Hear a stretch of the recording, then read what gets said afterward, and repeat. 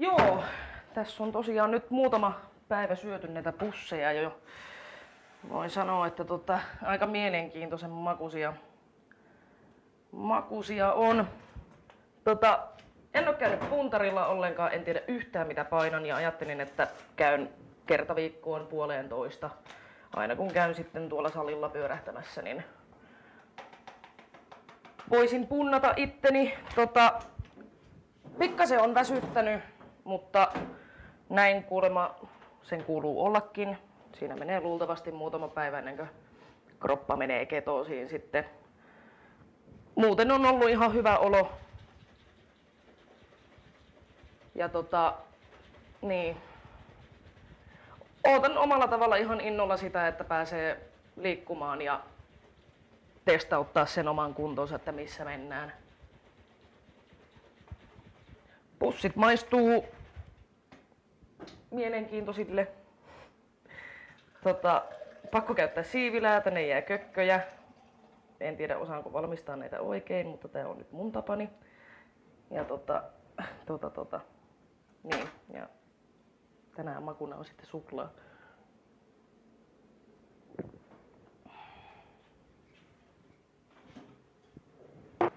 Eniten mua mietityttää se, että kuinka pystyy kautta jaksaa olla 10 viikkoa näillä pussikeitoilla, mutta omalla tavalla sitten taas mä odotan erittäin suuresti sitä, että mikä se lopputulos on ja toimiiko tämä ylipäätänsä. Koska kysehän on kuitenkin elämäntapamuutoksesta, niin kyllä mä ainakin olen 110 lasissa tässä mukana.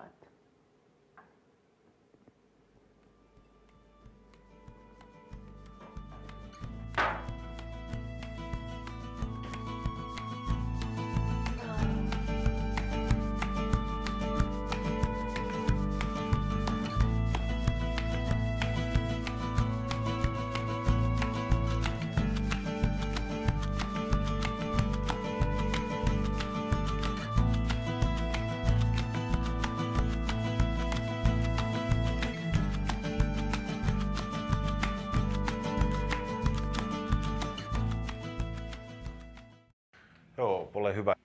Ihan niin kuin menisit vaakaan normaalisti seisomaan. Nostat vähän kainalosta irti tuolta kädet, niin saadaan mitattua noin erikseen. Odotat hetken paikalla. Se on siinä. Voi laittaa. Joo, tallennan sen.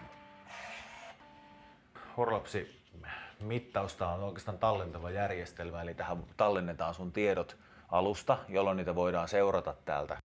Tää pysty tässä on aina se kohta, missä on sun tilanne kussakin näytössä. Terveysalue lähtee noin 22-35 ja sen jälkeen tullaan paljon rasvaa alueelle ja sitten mennään siitä vielä aika epäterveelliselle alueelle vielä tolle punaiselle. Niin, ja mä oon siellä punaisella alueella. Eli tää on nyt se montako prosenttia sun kokonaismassasta on se rasvan osuus prosentteina. 2,7. Mikä niin kuin esimerkiksi sellainen ihan realistinen tavoite, että jos mä nyt 10 viikkoa olen tällä easy dietillä, niin realistinen tavoite, että mihinkä mä voisin sitten päästä? Painosta tuolla perusaineenvaihdunnalla 20 kiloa ei ole mikään ihme. Okei, joo. Mukava nähdä, miten on mennyt. Ihan hyvin. Hyvä on fiilis, tosi energinen. Okei, hieno juttu.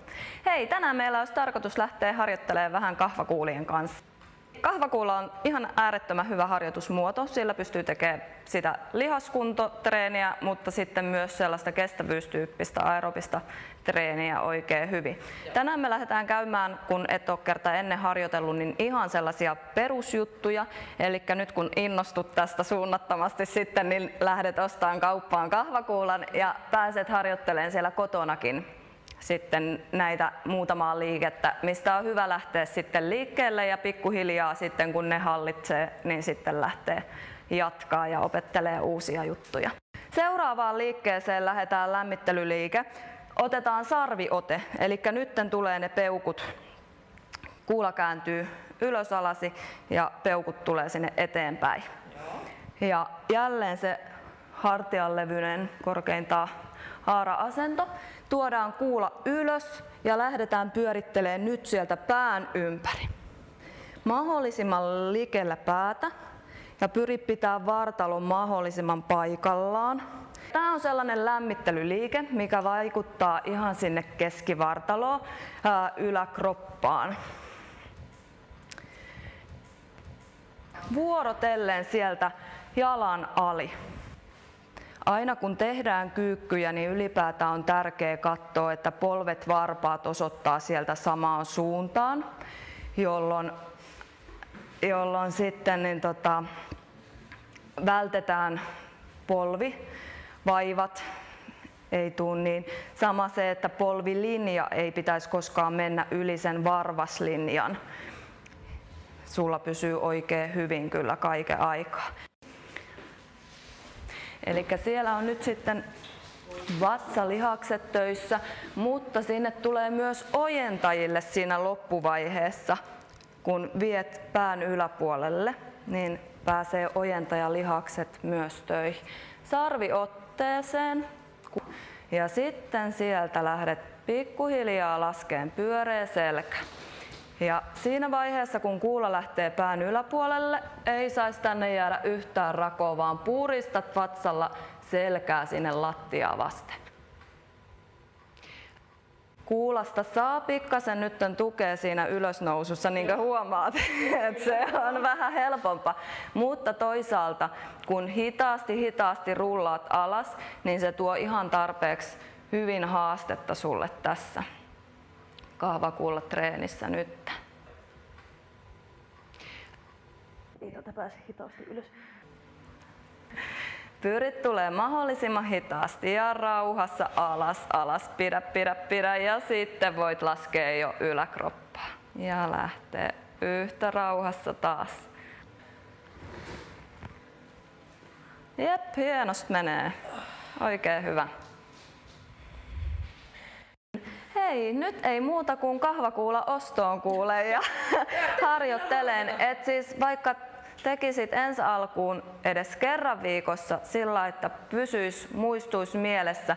Pikkuhiljaa siitä sitten 2-3 kertaa. Sen ei tarvitse olla kuin se puoli tuntia illassa, niin ihan varmasti jo pikkuhiljaa siitä lähtee se lihaskunto paranee ilman verrattuna siihen, että jos et tee mitään. Niin. Joo, täytyy kyllä harkita ihan tosissaan. Kyllä. Hieno homma. Kiitoksia sulle. No niin, moi moi.